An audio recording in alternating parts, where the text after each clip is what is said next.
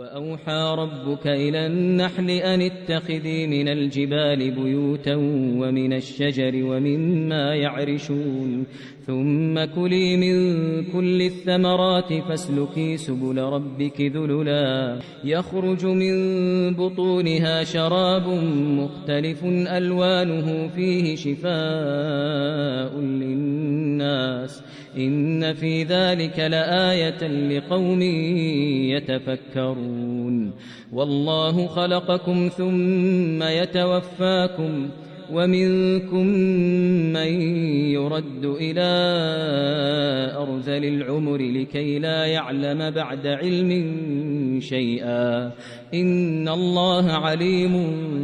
قدير.